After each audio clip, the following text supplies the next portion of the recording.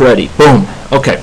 Okay. I'm not sure what went wrong last time, but on Tuesday's lecture, it kept recording the voice, but it stopped recording the slides halfway through. Oh. I'm not sure what happened with that, but just if there's some work in the system to watch out for that. Okay.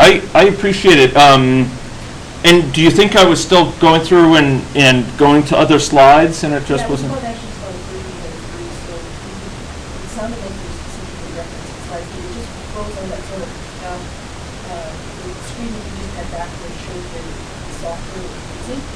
It was about a third of the way through the lecture, through the end of the lecture, it just showed back. Oh. Okay, that's kind of eerie. Why? Because I'm not familiar with it. Yeah, no, that's kind of eerie. Okay, I do appreciate it. At least it wasn't a picture of me or something. No.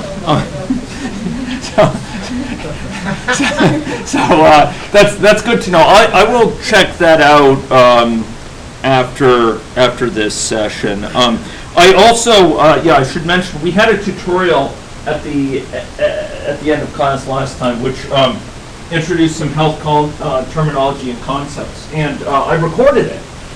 And I haven't inspected it for quality, but I recorded it. And the problem was that I forgot to stop recording. So I subsequently recorded my undergraduate course. And then I recorded a set of conversations I had in my office with various people. And I thought it would be inappropriate for me to post online, these kind of bugged conversations and so on. So it doesn't help that it's 1.4 gigabytes of bugged conversations in multiple classes. But if you're really into my teaching or something, I can maybe give you the undergrad class part of it. There's some good parts of that. In any case, I appreciate Cheryl bringing that forward, and I'll see if after this class I can verify that this is being recorded properly. Okay. So we are describing pieces of infectious disease models, and we're going to take a look at the impact of birth, an open population, birth and migration this time. Aging and mortality, we're going to have a death effects, but not aging, but they're commonly introduced here.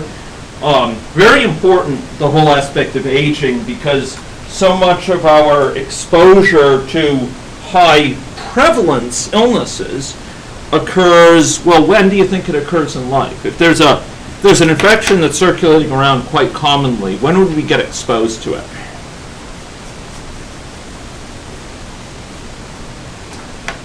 It's quite likely in the course of a year you'll encounter somebody. When do you think you'll get exposed? You'll get exposed within your first few years. And hence we have these childhood diseases to which kids are exposed. And it turns out that there's some very interesting effects, interaction with vaccination, for example, where if you drive down the rates long enough, those kids, instead of being exposed as kids, they'll now be exposed older enough. And the response, biologically, of a baby to an infection or of a young child to an infection can be quite different from the response of an adult to infection. So that has some interesting aspects. This will actually enter in to our discussions next Tuesday for those of you interested coming along to that extra lecture on subscripting in Vensim. The idea here is we can divide a model up into categories of people, and we do so conceptually by dividing them into different what? How would you distinguish different groups of people within a system dynamics model? You divide them into different stocks. Yeah, you put them in different stocks because each stock by itself is considered, as we said, well mixed. It's considered homogeneous. It's considered to be memoryless. So in terms of people transitioning out, it doesn't matter how long it's been since they've come in. And so to separate people of different sorts, who have different sorts of characteristics or behavior or likelihood of leaving that stock, we divide them into different stocks. And we can divide up a model into different stocks to characterize a population that's heterogeneous, that's composed of different types of individuals. And when we do that, we have to say something about how they mix together. So how older individuals mix with younger. Younger individuals may prefer to mix with younger individuals. We have data from Saskatchewan that shows, quite convincingly, something that all of you already know probably, which is that teenagers like to hang around with teenagers and not many other people. Get out. Yeah, so preferential mixing is something we can represent in these models, and it can be important because, among other things, it means that teenagers are more influenced by other teenagers than by adults, but they're more likely to transmit infection among each other as a group. By contrast, parents, for example, are quite exposed to the pathogens that young children bring home, as I'm sure several of you can attest. So sometimes include those quality of life change, interactions with the health service system, immune response. These are all factors that we can try to capture in different elements of models. So these models can be quite broad. But we're going to sort of finish this discussion of infectious disease modeling and system dynamics, in aggregate system dynamics level, with looking at some of the dynamics of it. And there's certain emergent properties of these models, properties that we don't put directly into the model. We don't pre-program them, but they emerge from combinations of elements of the model. And some of those elements are instability, nonlinearity.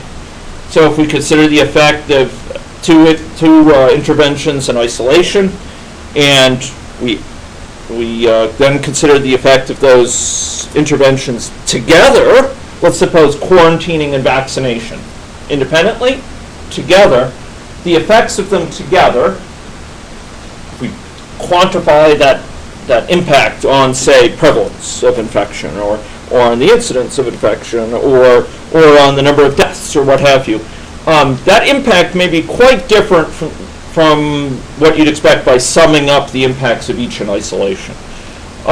We have tipping point situations. When we saw this last week on Tuesday, I think it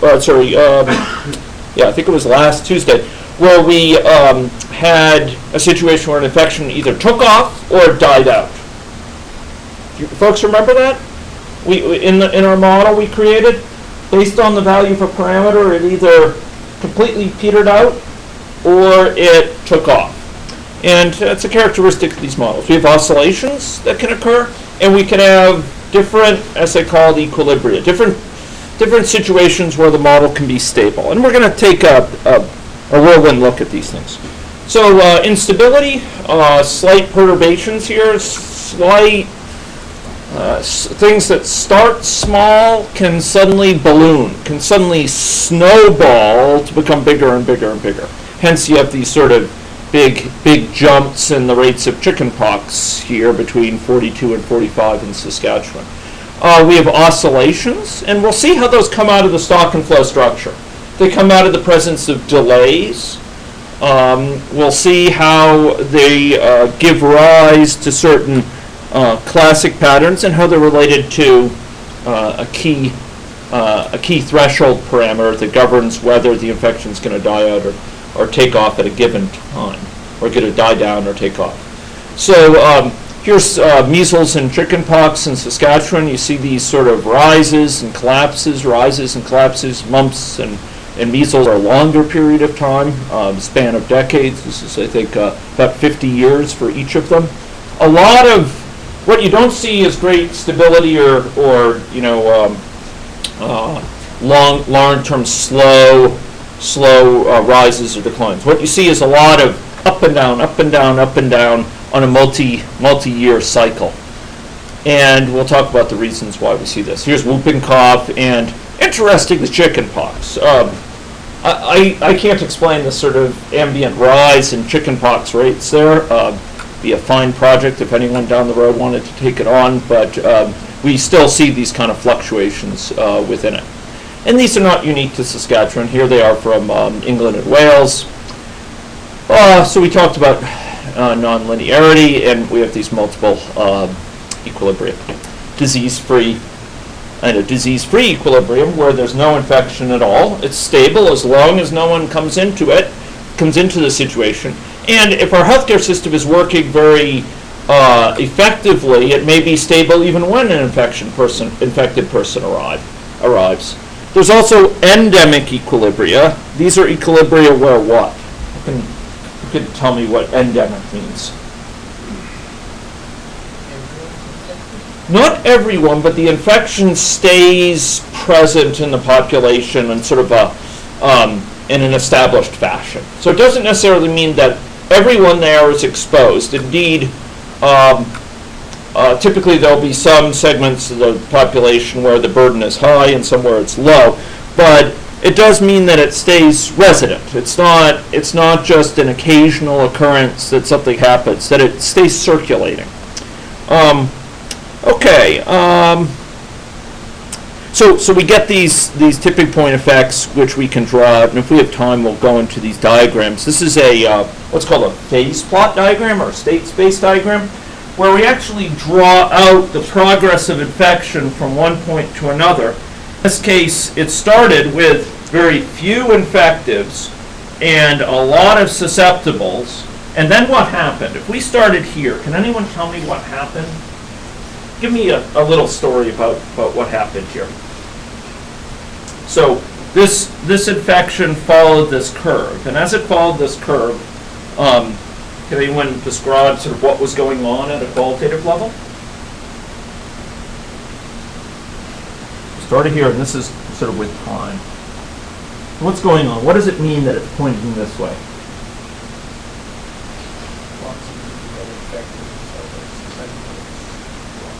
The number of susceptibles is going down. The number of infectives is going up. So basically, we're seeing susceptibles turned into infectives. In other words, people are getting infected at high rates. And then it comes down here. And what does it mean that it's way over here on the left-hand side? What is the significance of being way over here as opposed to being over here? Significance is in terms of susceptibles. There's very few susceptibles left.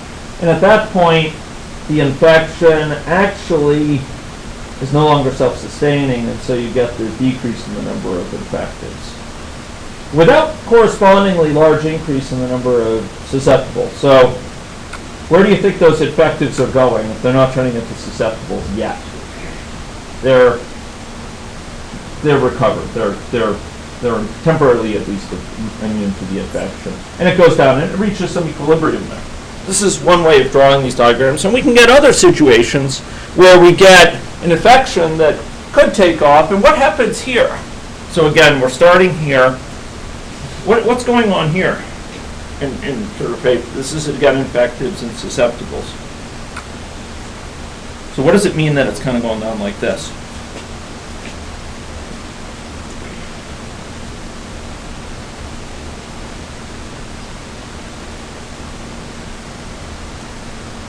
Well, what it means is that we're starting out in a situation with a modest number of infectives and a lot of susceptibles still.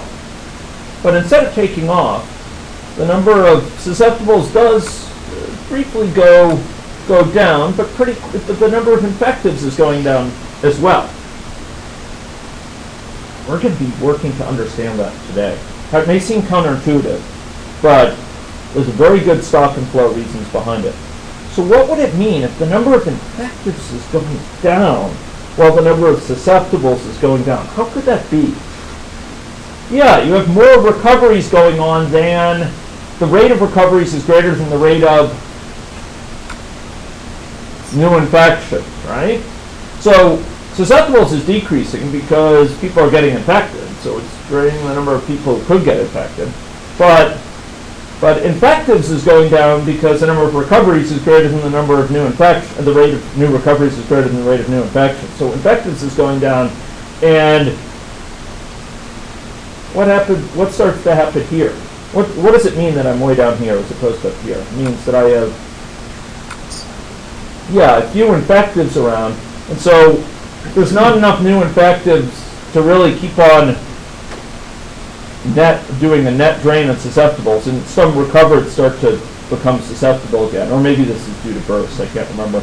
and you have an increase in the number of susceptibles. So we're going to see the stock and flow dynamics, but we can draw it out in diagrams like this, and you get totally different behaviors. You can get a takeoff, or you can get a die out. Oh, here, with slight variations.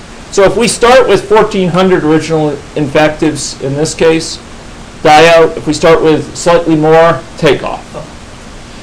How do you know what kind of protein? It's a great question. Because I created it, young man. No, actually, I mean, truth be told, I had it start out at a certain point, and the diagram itself is poor for communicating that, but there is a way to tell. Were I to ask you all to look at it in detail, I'd have to pass out binoculars, but bear with me. So if I look at here closely, what you'll see is that, okay, do you see little things that look like they're pointing in a certain direction? That's actually showing me there's actually a technical term for it, but it basically shows me if I started here, that's the direction I'd go in.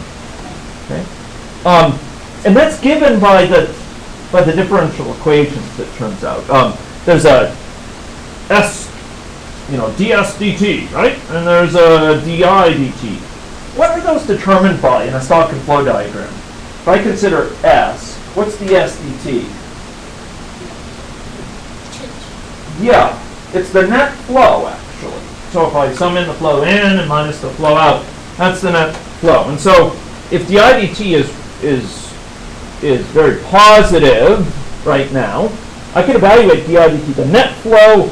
If I set susceptibles to such and I set infectives to such, and I set recovereds to such, the values of the stocks, that sets the values of the flow. True or not? True. Okay. Take it from me. So the flows depend on the stocks. Remember, at any given point in time, the values of the flows depend on the stocks, and the values of the stocks over the next, how much they change over the next unit of time depends on the values of the flow. But the values of the flows depend on the stocks. So if I set S, I, and R to a certain value, S, I, and I don't show R here because there's only screen is only two-dimensional. If I set S, I, and R to a certain value, that will imply flows that change in a certain way, right? The flow out of the S stock will be such and such. Flow out of the into and out of the I stock will be such and such. And based on that, I could draw a little angle here, right? If it's increasing I very quickly, it'll be pointing up because it's increasing towards I. If it's lowering I, very quickly be pointing down. And depending on whether it's increasing S, S ds dt is positive or negative, we'll be pointing this way or that way. Does that make sense? Okay, now, so we have these little values. So if I start here, ds dt and di dt so on are such that I flow like that, right? If I start here, it'll be such that I flow like this, and if I kind of visually follow it, I'll see that I start going down, and then I start coming down like that. So I can kind of get a picture from this diagram. This is very powerful. Get a picture from this diagram of all these different possible scenarios. If I start here, I'll go this way. If I start there, I'll go that way for a while, and then I'll come down. And you can kind of get a sense of the different trajectories that are possible. Now, each of these arrows has, and I ask you to take it on faith from the professor, that each of these has a little head, an arrowhead to it. They're sort of crude arrowheads at this level of resolution, but it kind of denotes which way the arrow is pointing. So if I had forgotten how I set up this scenario, and I'm not yet I don't have that level of amnesia yet, but if I forgot, I could kind of reconstruct it because I'd see which way the arrowheads were pointing. I'd say, oh, okay, they must be going that way. Long answer, short question. Yeah. From the diagrams, can you tell if there's Yes, you can. This diagram is poor at giving it, but if I go here, I mean, when I say you can, actually what you get is a high likelihood. But because the diagram isn't perfect, there could be something weird going on you can't see if you zoom down. So what you'll see here is, for example, all these arrows here are pointing kind of in this direction. So it's saying, like, if you plopped it down here, if you had this many susceptibles, this many infectives, you'd be going up and going. But what you'll see is, like, all of these up here start turning like horizontal and start going down. And if you trace these down, what you'll see is, and you can't see it there, with a telescope or binoculars you could see there's actually a little vortex here. It's kind of spinning around, and that's sucking it into the vortex state of an equilibrium. And so it's getting towards an equilibrium where it's really not going to be changing, and so it approaches that. But sometimes what you get is what's called a limit cycle, where, and this is what I couldn't distinguish. So that equilibrium, if I were to zoom in on it, it would go something like, my artistic shortcomings will be painfully apparent. But it would look something like this if I were to draw it out. So it'll be sort of sucking it in, and it will be going. It was sort of like a black hole.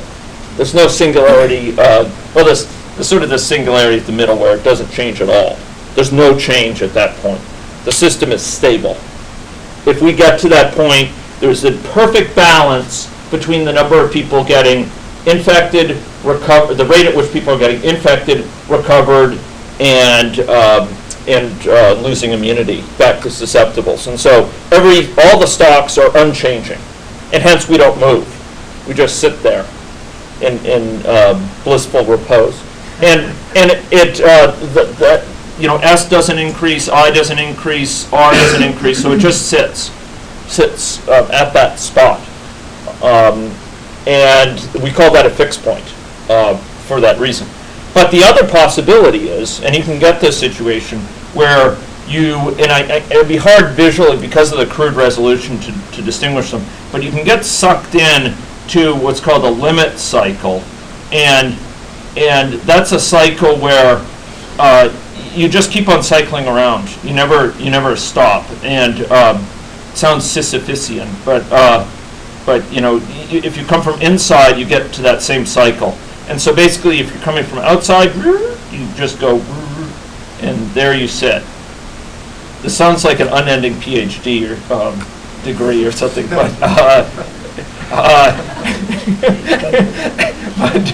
That's very encouraging. I mean that limit cycle. No, everyone in this room will be in this position.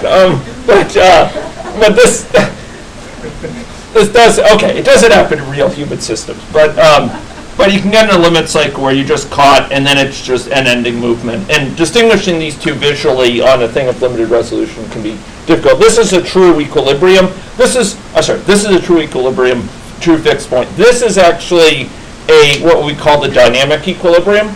So it's just oscillating in some fixed way. Sorry, I didn't mean to scare you all. No, believe me, this would never happen here. At least not when I'm involved. Yes? That's a very stable equilibrium. You get unstable equilibrium as well? Well, yeah, what you can get, yeah. This is a great question. So this,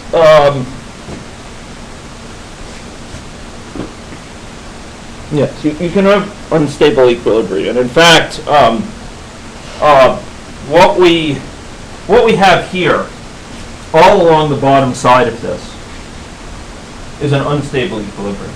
What I mean by that is, we have an unstable equilibrium in the sense that if nothing changes, if there's no perturbations, nothing will go on here. So if we have no infectives, then the infection won't take off at all. Okay, it's going to be in a stasis, right? And this is called the disease-free equilibrium. It's an equilibrium where there's no infectives in the population. The entire population is susceptible. Does the number of infections equal the number of recoveries in that situation?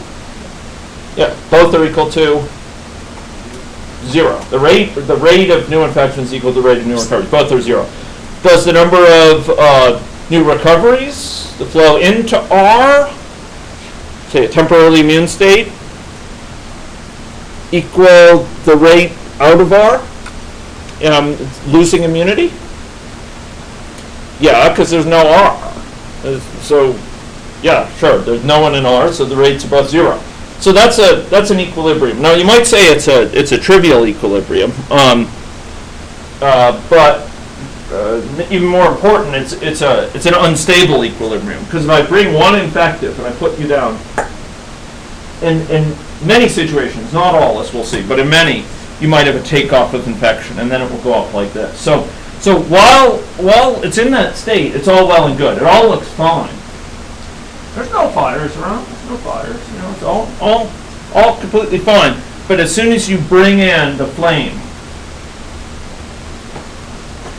the fire could take off and rage, and then you'll get this explosion of the flame as a result, and an epidemic will play out. So this is an unstable equilibrium, and unfortunately the resolution of this is such you can't see that. But basically, those arrows wouldn't be pointing. There'd be no change in S, no change in I, no change in R at that point. Does that make sense?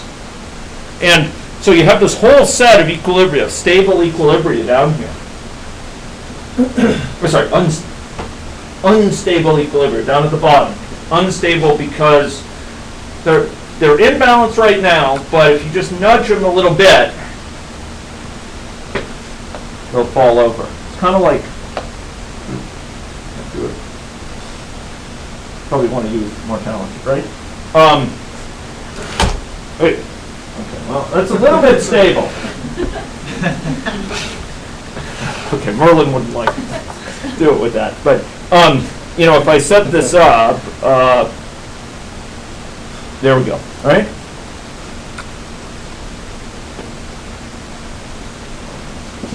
I don't want to owe the department for you. Right. Boom. So that's unstable, right? Locally, it's actually a little bit stable because it actually withstands slight deviations. Oh gosh.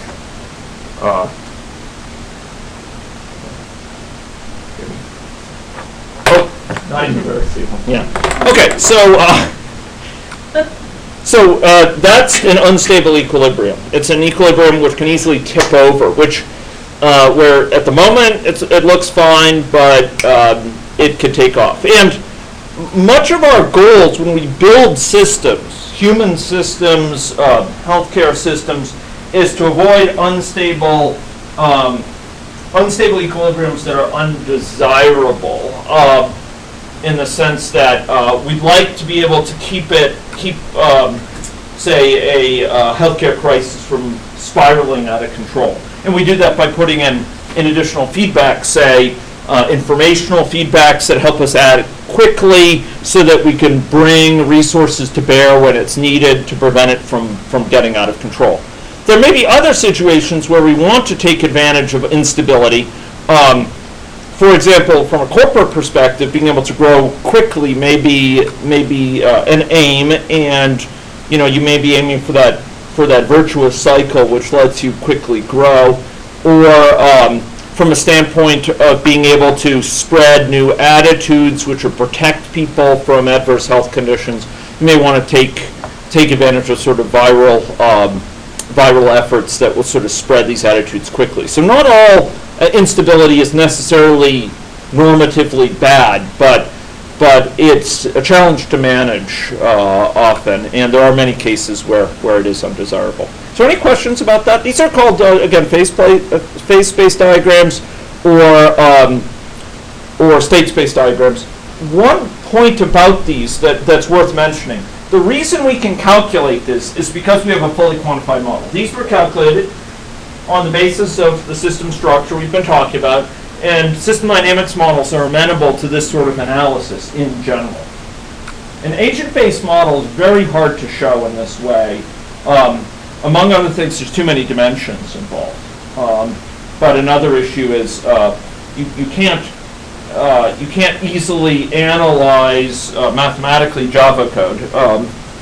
So you'd have to represent it in some form that otherwise could be analyzed. So these can be nicely and easily produced if you have a system dynamics formulation that's amenable to mathematical analysis. Okay, so we have these sort of instability and stability. So this is going to be sort of a little diagram we're going to take a look at, susceptible, infecteds, and recovereds. And it's the same structure that we built last time. We have a contacts per susceptible per unit time, per contact risk of infection. So given a contact between a susceptible and infective, what's the chance of transmission? And then some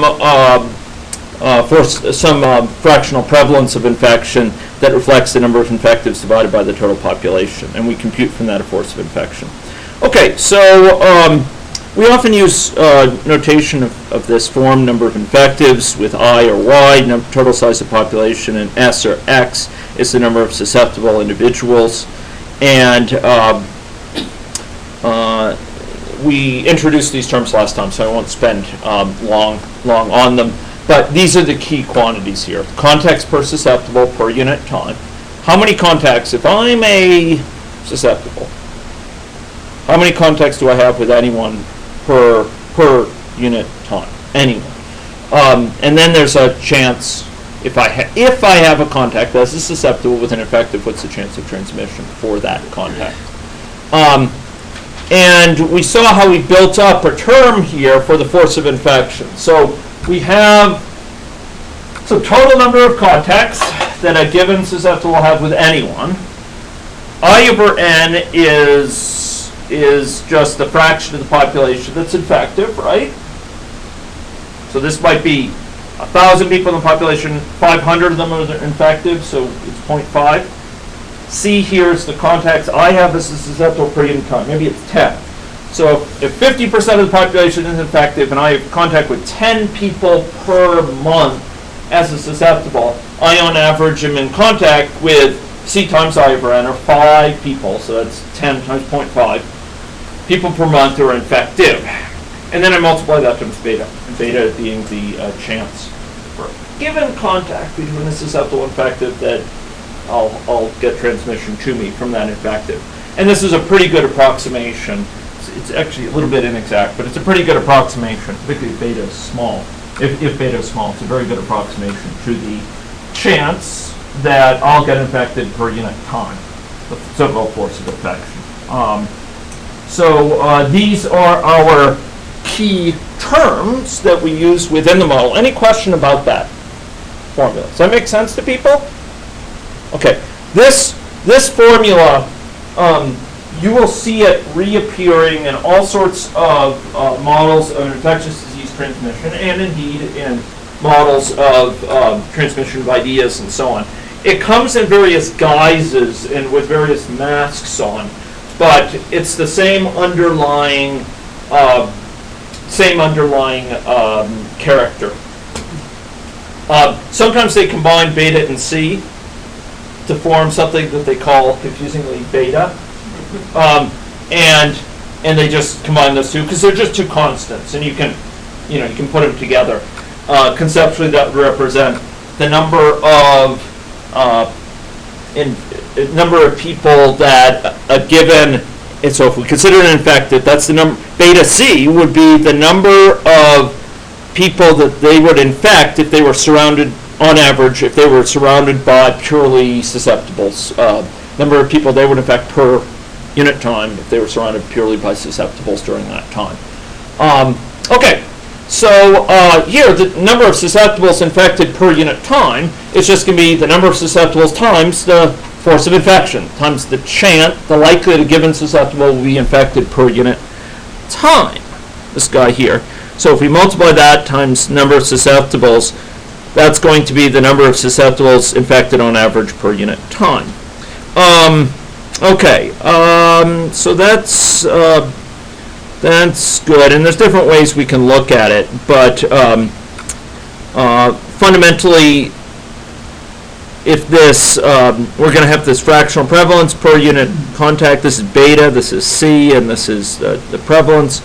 and those three combined to be force of infection, multiplying it by susceptible. So a really critical view here, and I'm trying to select which slides I show. A really critical throttle here is the fraction of susceptible.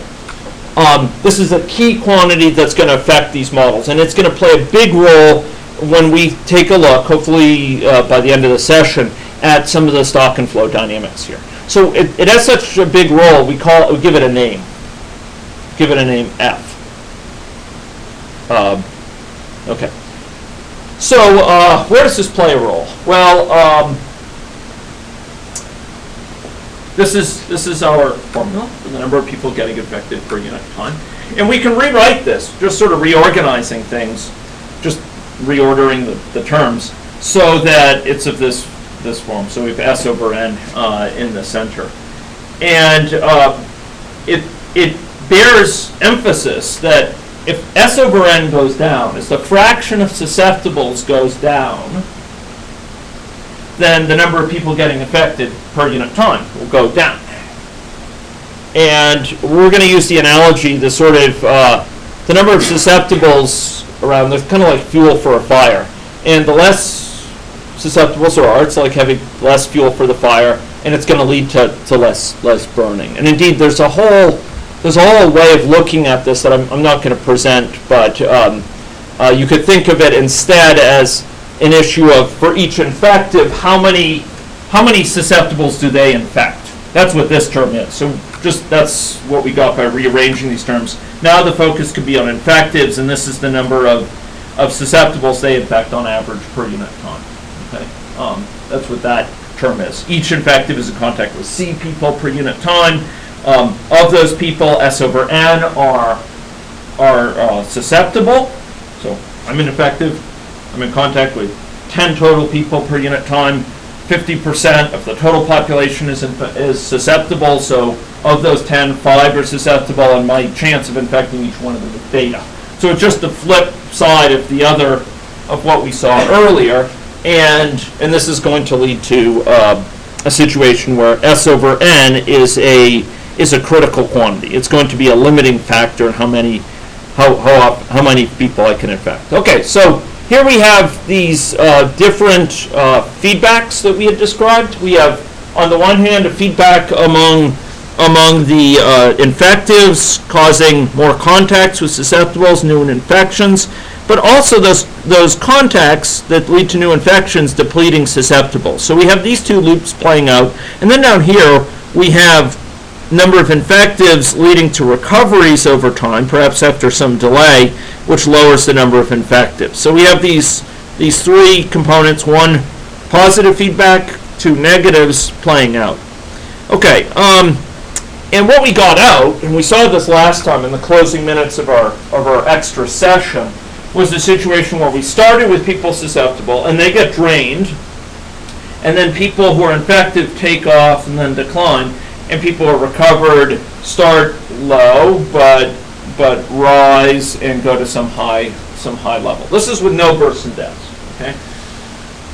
So we have this shifting dynamic, and it's worth noting that at the end here there are susceptibles remaining. When you create a fire in the fireplace, there's often wood left over that hasn't been burnt. It's just that by the time the fire was edging towards that wood, there wasn't enough other wood around to sustain it, and so it ended up sort of petering out before that wood could be burnt.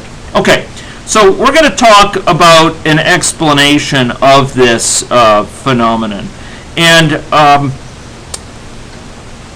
we're gonna go through sort of the stock and flow reasoning of this. So, what's going on? Maybe you folks can help me understand. I'm going to ask people in the audience to try to help proffer explanations here.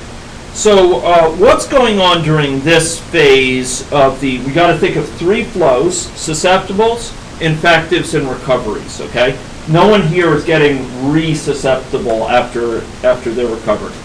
So think about new infections and recoveries, excuse me, those two flows. New infections, recoveries. So what's going on during this time phase? Can anyone describe? What's happening during this early phase? I should really do this on my laptop so people can see on the screen. Whoa! What's going on during this phase? Okay. So how does the number of recoveries compare? How many people are recovering at that point? During this early phase, is the number of recoveries high or low? Well, okay. Make sure everyone's on board with this. The number of susceptibles here is starting at 1,500. The number of infectives is starting here at 1. And the number of recovereds is starting here, interestingly, at a large fraction of the population, interestingly here. Okay, so what's going on in this early phase of the epidemic? We have very, very few infectives, and we have lots of susceptibles. What's going on? More susceptibles are getting infected. Than what? So that's lots of susceptibles are getting infected. Okay, how do we know that? Well, this is declining, right? It's declining increasingly quickly. Why is the number of infectives going up? Again, given this sort of structure, why is the number of infectives going up? If the infective stock is rising, what does it tell us?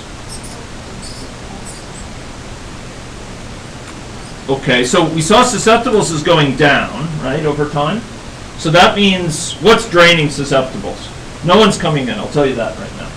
We'll examine when people come in a few minutes. But if this is going down increasingly quickly, what's going on here? What must be going on? The incidence is rising, right? What's going on here, though? We're starting with just one infective. And let's talk about, while the number of infectives remains very low, why will this stock be rising? What's the only reason a stock can rise? If the Incidence is higher than the recovery. Yeah, if the inflow is bigger than the outflow, the stock will rise, right? So if this stock is rising, the number of infectives, it must be that the number of people getting sick per week is greater than the number of, or per month is greater than the rate at which people are recovering, right? Okay, so here we have susceptibles starting to decline as people are getting infected. Infectives start to rise. And they're starting to rise quicker and quicker. Why are they rising quicker and quicker? Why is this going up faster and faster in this phase here? Looks almost exponential, and indeed it is. It's an unstable system. Why is that rising so quickly? Okay. Because the recovery is very slow. Yeah, so there's few people getting recovered. That's part of it. And we have more infectives, and as we get more infectives, what's going on? Well, we have this feedback, right? More infectives leads to more contacts between susceptibles and infectives, and therefore more new infections. And so, at first, there's only me infected, and I only infect 2 people here. But then, as Judy and Gregor take up the race, they start to spread it too, and each of them infects 2. Each of them infects 2. So the number of people getting infected per second in this classroom will rise, until we start to die. Well, okay. The number of people getting infected per unit time starts to rise very quickly because you have this kind of multiplication effect, right? Does that make sense? Right? The more things that can spread it, the faster it will spread. Now, so that's going up, but what's putting the lid on that? What's limiting that? Why doesn't that just go up forever here? Okay, so there's recovery going on. What does it mean? So this flattens out here. What does that mean? If that's flat, what does that tell us about the stocks and the flows? At this peak of infectives, what must be the case here? Okay, number of new infections per whatever it is, day, I guess it's day at the bottom here, equals the number of recoveries per day, right? Okay. Okay, so at that point, we have a number of recoveries which is quite large. Why is the number of recoveries large? Mu here is unchanging, as it was in your model when you built it last week. So why is the number of recoveries so large? Because we have lots of infectives now, right? So as this is built up, we have lots of people here who are going to be recovering. Why is this, on the other hand, not dwarfing that? Why is the incidence not much bigger than recoveries? What's limiting the incidence? Yeah, there's fewer susceptibles here, right? So we have fewer susceptibles who can be infected. So I spread it to Udi and Gregor, and then Udi and Gregor spread it to Dave and Simon. But pretty soon, Simon can't spread it back to me because I've already been infected. He can't spread it to Gregor. He can't spread it to Dave. And so there's fewer and fewer choices as time goes on as to who you infect. It gets harder and harder. You get less efficient at spreading it. At first, I could spread it to 2 people, and each person I gave it to could spread it to 2. But there's fewer and fewer susceptibles around. We can't spread it so readily. We can't spread it so efficiently. It takes a longer time, but before I find that second person to infect or what have you. And I may recover before I infect 2 people. I may recover before I infect even 1 person, right? So things are getting harder. Things were really, really, really efficient here. I was surrounded by susceptibles. Look at all of them. They surround me like an ocean of students. And I could infect them very readily. And so we have this really exponential growth, reflecting this doubling type of phenomenon, right? But now we're getting limited. The number can't rise nearly as quickly because we're getting more and more surrounded by people we can't infect. And moreover, the number of recoveries starts to really rise, recoveries per unit time. So we get up to this point where it's flat. Number of recoveries is equal to number of infections. Now, this is a very important point. What happens after that? And can anyone provide an explanation why? So given that this is flat, why is it that it now starts to go downturn? Why doesn't it just stay at this level? Stay flat. There's no more pi, I guess. The pi is starting to go down. Okay, so why?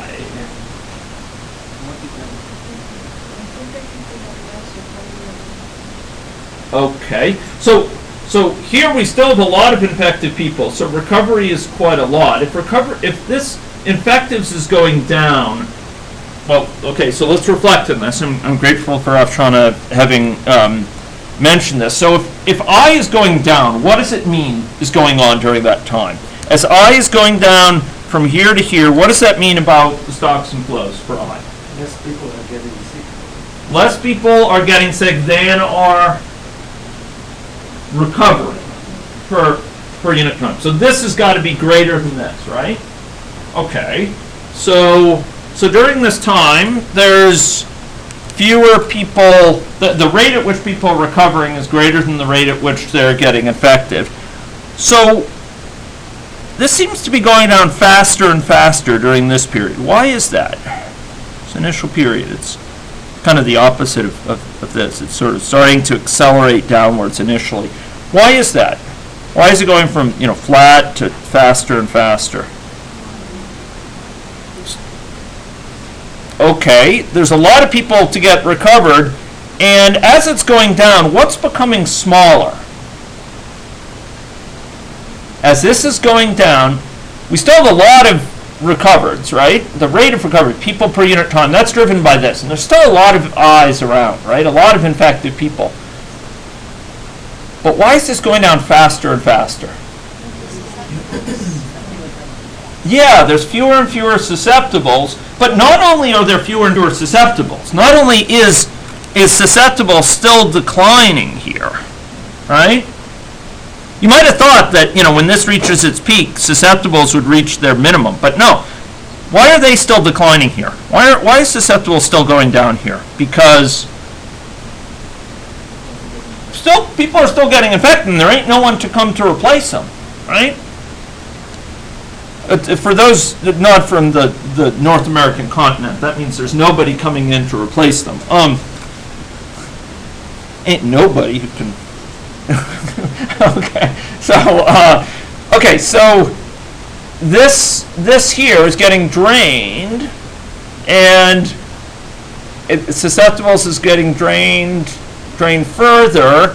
And what does that mean in terms of the number of new infections? There could be number of new infections will be going down, right?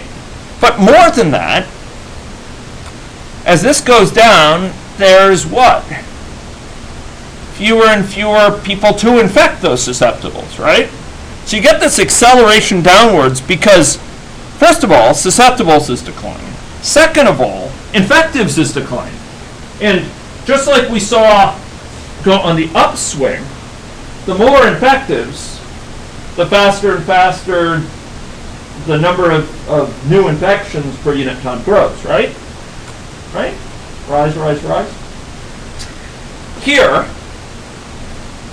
as we start going down in terms of the number of the number of infected people around, as that starts declining, that's going to push us even faster and faster towards an imbalance between recovereds and incidents. You see that? Because this is still going to be large. This is getting smaller because there's fewer susceptibles around, surrounding each infective, and because there are fewer infectives. So that's both pushing this downwards. It's accelerating downwards for both of those reasons. Does that make sense to people? So each infective is less efficient because fewer susceptibles and the fewer infectives. So there's going to be even bigger imbalance. This is going to be even bigger than this over time. And so this is going to be, quite a lot larger than incidence, and it's going to get ever larger because of it. And so what we're seeing during that phase is this kind of deflation of the epidemic. It's kind of this phase in reverse. Here the number of susceptibles wasn't too limiting, but we were getting more and more infectives, and it was sort of snowballing. Here we're getting that snowball sort of unsnowballing in some sort of sense. It's becoming increasingly sort of increasingly small. So you see this decline. Now this number of infectives keeps on dropping here. It keeps on dropping. Why is it dropping all through this phase? Why is it dropping?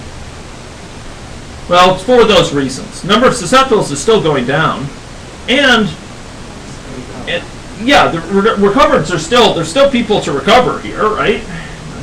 After all, the number of recoveries is proportional to the number of infectives. So the rate of recoveries is proportional to the number of infectives. So this is still going down. And the number of susceptibles is still declining here, and so it's also pushing it down. Now, why is it this isn't accelerating down? Why don't we see this just run into the ground? Boom. Why isn't this going all the way down to zero immediately? Not all of them got sick at the same time. Okay, that's, you could think of it like that, although that's not captured explicitly. But what is going on is that it's not gonna. Why is it draining slower and slower? Like why is this draining slower and slower? Does that look familiar? The shape of that curve? Does that the shape of that curve look at all familiar? Yeah, it's a first order delay. Basically what's dominating there, during this phase, what's dominating is actually just the draining of this stock.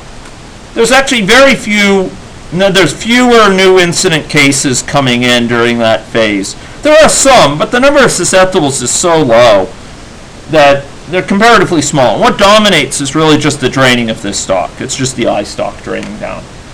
So what we have is kind of a situation where we have changing dynamics. One feedback driving it here, another feedback driving it here. This point of balance here. And we're going to see this point of balance is really, really, really important. We can look at it at an individual level, and we can look at it at a sort of an overall level. The defining thing for the overall level is that the rate of new infections equals the rate of recoveries. Hence, I is not rising. Okay. Another way we could look at that is each infective at that point infects exactly one replacement before recovering. Okay. At this point, I'm going to replace myself with exactly one replacement before I recover. In other words, I infect exactly one person before I recover. Suppose I were to infect two people before I recover. Suppose all the infectives out there were to replace two people before they recover. Would the number of infectives be going up or down? Up. Yeah. So initially it's just me, and then by the time I'm through with the flu, Gregor and Yudi have it. And so the net number of people who have the flu is risen, right? By contrast, if I just replace one person before I recover, on average, will be going up or down? It will just be staying pretty much constant, right? I'll be selecting my replacement, they'll be selecting their replacement, and it'll be pretty much in stasis. And that will be associated with that point too. And this will get us to some critical epidemiological concepts. So we have this sort of shifting dominance among these different feedbacks associated with this. Now, we're going to now introduce births and deaths into this system. Consider the introduction of birth and death. How is this going to affect things? So we've been dealing with a system that's closed. That's been really important, it turns out. Why has that been important? Where did that come in? Let's suppose we had lots of babies being born. Yeah, so here, susceptible is just going down monotonically, just declining over time. And now it declines faster here. Why is it declining faster here? Okay, it's a fixed population, and it's declining quickly here because people are getting infected, right? Now here it's not declining so quickly because there's fewer infectives to infect them, and they're not declining, but they're still declining, and it doesn't go up. Now let's suppose we were to have lots of babies being born all through this. What might look at, well, suppose we were to introduce a whole lot of babies being born, what might happen? It could actually go up, right? Now we need to think about the stocks and flows into what? The stocks and flows, the flows into and out of what stock? Susceptibles. Into susceptibles. Okay, so let's take a look at this. And what we'll see is some sort of wave phenomena coming out of this. Okay, so this is what we get in the situation with births and deaths. Okay. So here we have, and I apologize for the different colors. Here we have the number of susceptibles in blue, the number of infective individuals in green, and I think it's the force of infection the number of infective individuals in red, and the force of infection in green, I believe it is. The force of infection, the number of infected individuals they kind of reflect each other, so don't get too caught up in that. Okay, so here what we have is number of infectives, number of susceptibles declining and then rising. So can anyone give me a story as to what's happening during this period? We have a high number of susceptibles. Basically, virtually everyone is susceptible except for one infected. I don't think we have any recurrence in this particular case. So we have a large number of susceptibles. Why is this dropping like this so quickly? Okay, yeah, so there's been an outbreak, and you see the red rising very quickly. We've gone through the story for that. It's rising very quickly because there's this kind of doubling and doubling and doubling type effect. Each infective is infecting a few people, each of those people infect a few people, and so the number of infectives is rising quickly. And we know why it turns around broadly. It turns around, the number of infectives plateaus out, for a brief time and then turns downward. It plateaus out because the number of new infections equals the number of recoveries. So we've been through that. But why now is the number of susceptible people going down and then rising again? Exactly. People start recovering, but, okay, so people are recovering, excuse me, that's actually bringing this down. But, so that plays a role, for sure, because it slows down the rate at which people are getting infected. But what else is going on? We have births and deaths here, so what else is going on? Why would this be rising? Okay, and so if the rate of births coming in is bigger than the rate of infections, susceptibles will be rising. Does that make sense?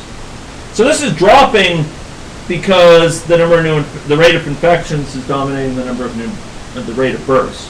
But at some point it turns up. And what you'll actually get is a secondary peak in the infection. It will decline, and then another peak. Now, why is this? So let's ask some questions here. So we talked about why the number of susceptibles is still declining even after the number of infectives is going down. But let's talk about it for this particular sort of variant of it. So when the number of infectives turns around and starts declining, why would the number of susceptibles still be declining? Why would we still be? You see, this is the number of infectives, this red one. It peaked at this point where rate of new infections equals the rate of recoveries, and where each person infects on average one person before recovering. But why is it the number of susceptibles continues to drop even after that's reached its peak? It's because what? It must be, if the number of susceptibles is dropping, that stock is dropping, it must be because, well, okay, this is blue. Blue here is susceptibles, so blue is all about this stock here, the S. So if this is declining, what must be the case? Okay, there is flow coming in though. I'm telling you, there is births coming in. So what must be the case about the two flows if S is declining? Number of infections That's right. That's right. And so that's what's it's continuing to decline here because of that, and it reaches this very low point here. Now, when it flattens out here, when that number of susceptibles is flat here, it reaches minimum, it's about to turn upwards, what must be the case? The number of... Good, good. That's exactly right. The number of new infection, the rate of new infections must be equal to the rate of new births, right? Right? Okay. Now, you'll notice, though, here, now this, we're getting to the heart of something substantive here, about why we see these oscillations. So, this number of susceptibles has reached its minimum here, right? It starts to turn up. Why is it turning up? Yeah, the rate of births, the number of babies born per week is bigger than the number of people getting infected in that week, right? Okay. So with that starting to turn up, if the susceptibles are starting to rise here, why is it that the number of infectives is still declining?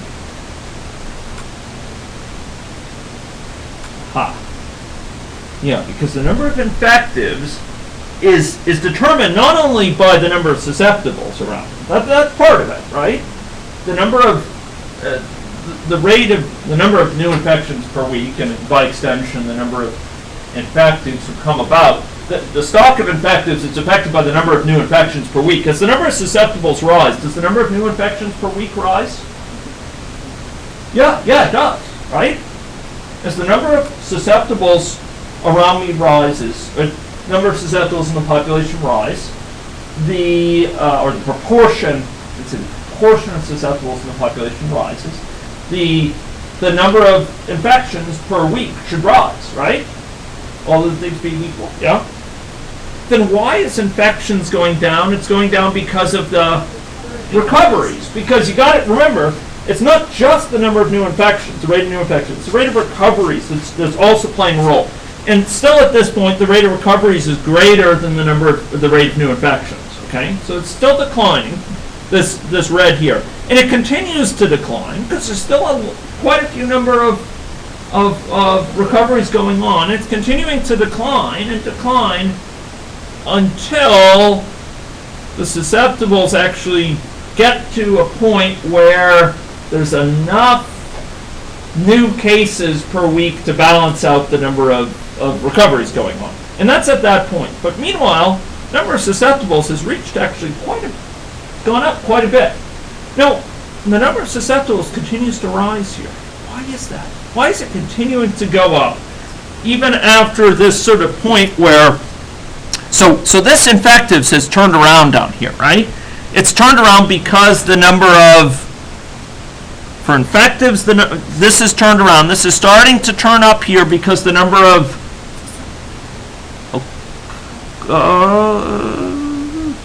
the number of infectives is turning up. I is turning up because the number of new infections is greater than the number of recoveries. So it's starting to turn up here. But meanwhile, why is susceptible still rising? Yeah, there's still more births than the number of new infections. Okay, just because infectives is starting to turn up doesn't mean that suddenly number of susceptibles will be going down, right? So this is the stock and flow dynamics here. For the susceptibles, the inflows during this portion, even after number of infectives is starting to rise, the susceptibles, the inflows is still greater than the outflow. The number of new susceptibles coming about because of births is still greater than the number of outflows due to infection. It's going to take a while for the number of infectives to build up to the point where it starts to turn that around. So susceptibles is rising and rising and rising. And what is that doing? The fact that susceptibles is still rising, the fraction of susceptibles in the population is still rising, what is that doing to the number of infectives? Sorry? Yeah, so that starts to boost this takeoff of a secondary infection. Because now we have all these extra susceptibles around, all this extra fuel being added to the fire, right? Now we can have the second sort of small outburst of infection. And at some point the number of infectives reaches such a large point, the number of susceptibles is no longer rising. And then the number of susceptibles starts to decline. And the number of susceptibles will decline until the point where the number of births is again going to equal the number of infections. But meanwhile, it's declined to a point past the point where the number of infections is still sustainable. At what point is the number of infections sustainable? In other words, at what point is the number of infections no longer rising? We've said it before, let's emphasize it again. We can view it in two ways. The rate of new infections equals the rate of recoveries, and a person on average affects one person before recovery. Right? Okay. So there's a few key points here. And the thing that limits this, ladies and gentlemen, the thing that limits the rate of new infections, and can set it equal to the rate of recoveries, and the fact that they affect on average one person before recovering. The thing that limits that is going to be the fraction of susceptibles. And it turns out that there's a few key points here where the fraction of susceptibles is such that the infection, that each person infects on average one person before recovering. And those points are exactly where this turns around. Number of infectives turns around. And I'll point out these points on the screen here. So the points are right here. If you go down, this little point where it's turned around, if you go down, it's about here. There's another one where? Where's the next one where the number of infectives is in balance? Anyone point it out? Where the number of infectives is sustainable? It's right here, and so it's up here. And here's another one where it's right in balance, right? Do you see my point? Here, Here, the number of new infections equals the number of recoveries. Each person who's infective infects on average one person before recovering. That's right here. So it's at these points, where the infection is in balance, as it were, temporarily in balance, such that the number of infectives is no longer rising. Now that, ladies and gentlemen, is going to be the level, the fraction of people in the population that are susceptible when the infection is in endemic equilibrium. Okay? So this system is going to approach an endemic equilibrium where the infection stays circulating in the population. And at this endemic equilibrium, if the stocks aren't going up and they're not going down, the rate of new infections equals the rate of bursts or immigration. Right? Number of susceptibles. If rate of new infections was greater than the rate of bursts or immigration, what will be going on? Susceptibles will be going down. If this were greater, susceptibles will be going up. So at balance, this has to be the equal, and the rate of new infections equals the rate of recoveries. Okay? But the other thing to see about this, and we're going to have to sort of finish that discussion next time, is that that's exactly the same situation where a person infects, on average, one person before they recover. Okay? And we're going to be going here to a situation, I wish, for the sake of this, that I had, here, watch this. Forgive my using this, but this goes to a level here where an endemic equilibrium, the fraction of susceptibles is indeed the fraction where one person infects on average, each infected infects on average one person before they recover.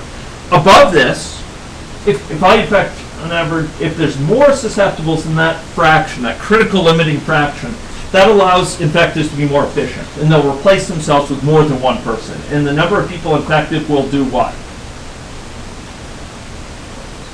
Will go up. If the fraction of susceptibles in the population is below this level, each infective will infect fewer than one person on average, and the number of infections in the population will go down.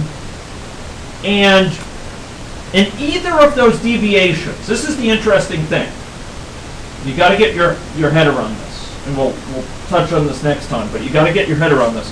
Let's suppose I deviate in the side of having, let's suppose there's a busload of people that arrive into Saskatoon who are susceptible. Okay, so we have a larger fraction of susceptibles. What will happen? The number of infections that are occurring per week will go up, and what will that tend to do to those people?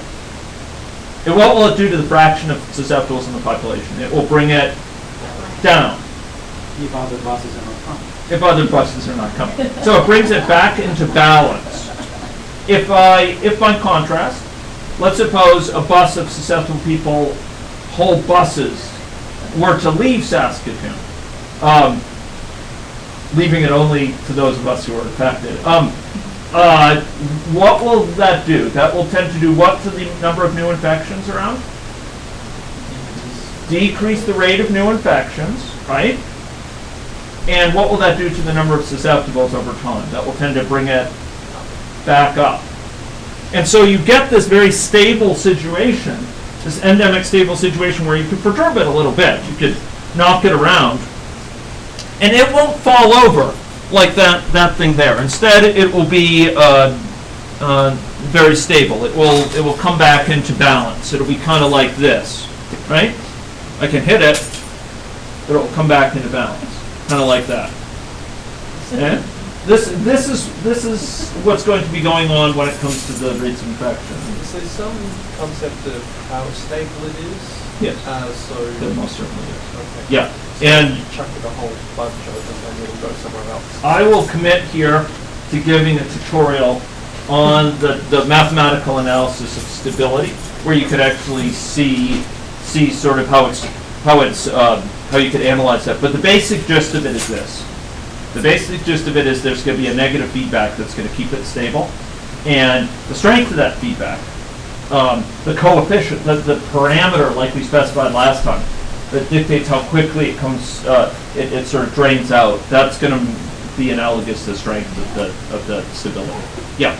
Is it the very last, the recovery should equal to The rate of recoveries should equal to the rate of new infections, yeah, when considering each per unit time, right?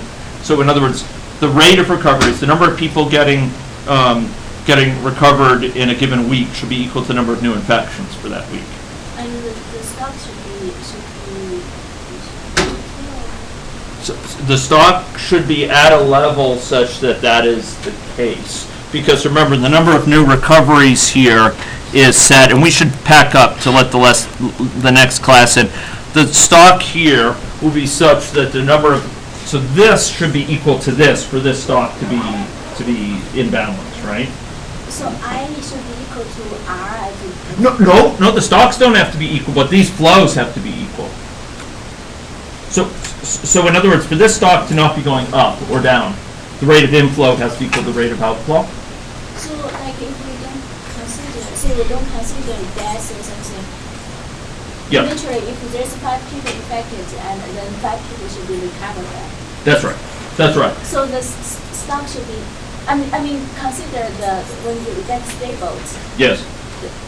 That it should be in a situation where the number of people coming in here is equal to the number of people going out here. And if we had death, the number of people coming in through incidence should equal to the number of people going out through death and recovery together. So this stock should be at a level. Because remember, this stock is influencing both of these, all of these. And so it's got to be at a level where if to be not going up or going down, the flow should be equal. I can take this outside. I don't want to delay, but we could talk now if you want to about that. I should clarify this. Is there a tutorial today? No tutorial today. There's going to be a tutorial on Tuesday, however. Yep. Yeah, he was invited.